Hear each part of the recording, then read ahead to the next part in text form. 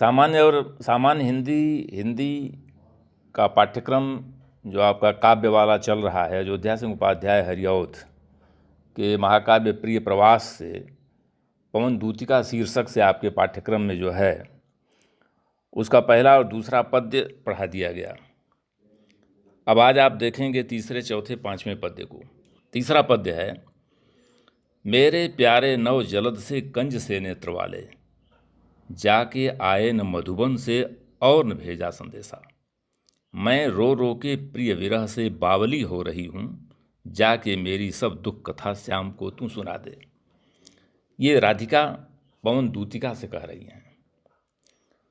जैसा कि मैंने आपको बताया था कि दूत संप्रेषण का जो भाव है या जो ये अवधारणा है वो कालिदास के मेघदूत से सीधे सीधे हरिऔध जी ने लिया है।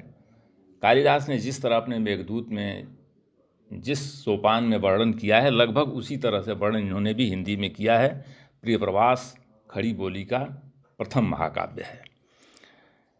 तो राधिका कहती हैं कि मेरे प्यारे नव जलद से कंज से नेत्र वाले, जाके आए न मधुबन से और न भेजा संदेशा।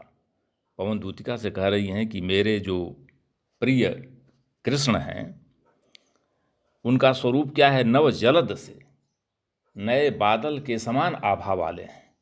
नया बादल उन्होंने इसलिए कहा कि पुराने बादल आभाहीन हो जाते हैं और नए बादल में जल से भरे हुए होते हैं, सरसता होती है, चमक होती है।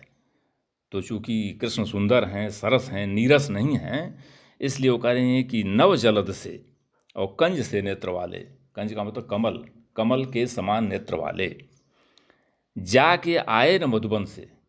मधुबन के लिए उन्होंने प्रस्थान किया लेकिन आगमन नहीं किया अब तक और न ही कोई संदेशा भेजा।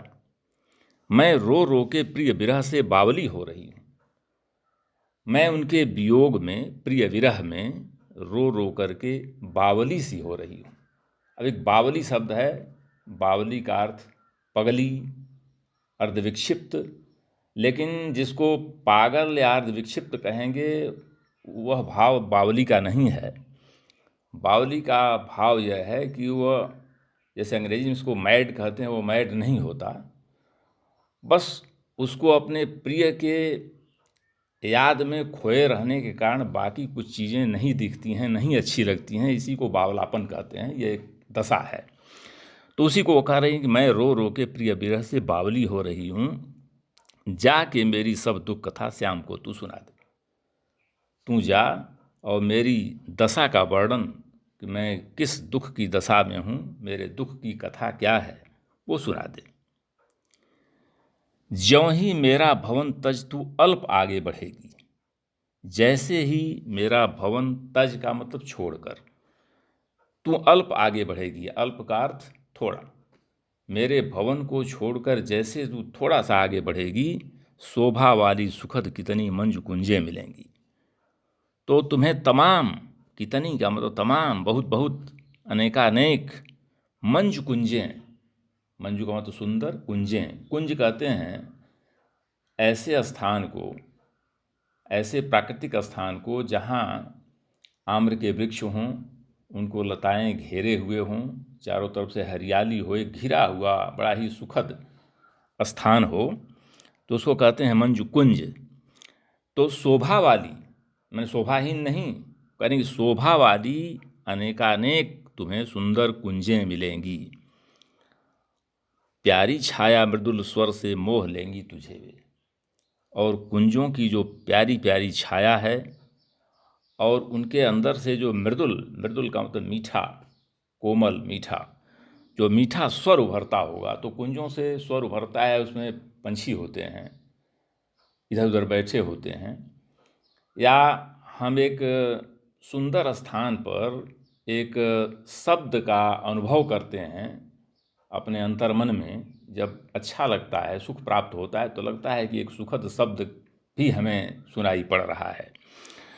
तो यहाँ कहने का मतलब है कि प्यारी छाया मृदुल स्वर से मोह लेंगी, वो जो शोभा वाली कुंजें होंगी अपनी प्यारी प्यारी छाया से और अपने अंदर से उठने वाले मृदुल स्वर से तुम्हें मोहित करेंगी, तुम्हें आकर्षित करेंगी।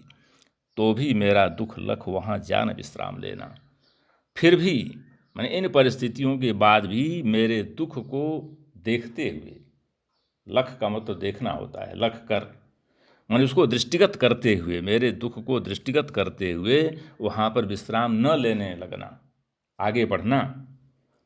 थोड़ा आगे सरस रव का धाम सतपुष्प वाला, अच्छे अच्छे बहुद्रुम लतावान सौंदर्यशाली, प्यारा वृंदा विपिन मन को मुग्धकारी मिलेगा, आना जाना इस विपिन से मुह्य माना न होना।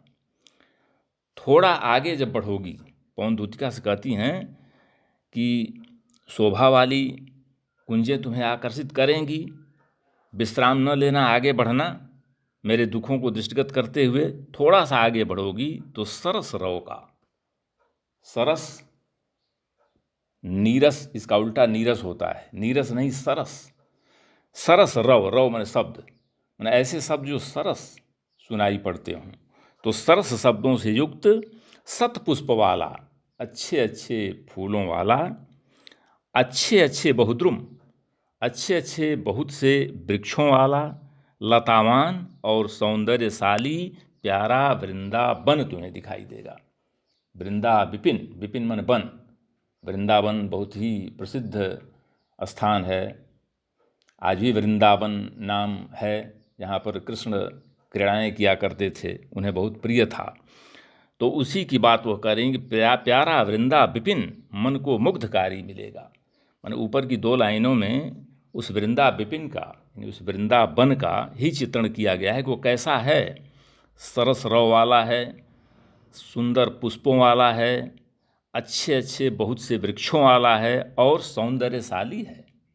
ऐसा वृंदावन मन को मोहित करने वाला तुझे प्राप्त होगा।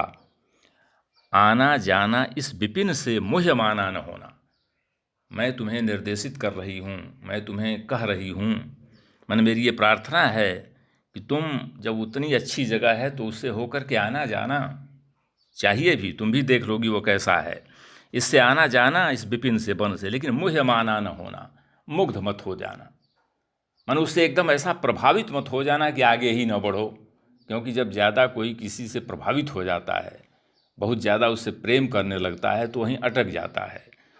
तो यहाँ राधिका के कहने का अर्थ यह है कि ये सारी चीज़ें अच्छी हैं, मैं इसलिए बता रही हूँ कि देखना चाहिए, लेकिन मेरे दुखों को कहने के लिए तुम आगे बढ़ रही हो, इसलिए मेरी प्रार्थना है कि आना जाना इस विपिन से मुह्य माना न होना। तो आज ये 5वां पद्य हो गया, इसको पुनः आप अपने तरीके से पढ़ करके और तैयार करें।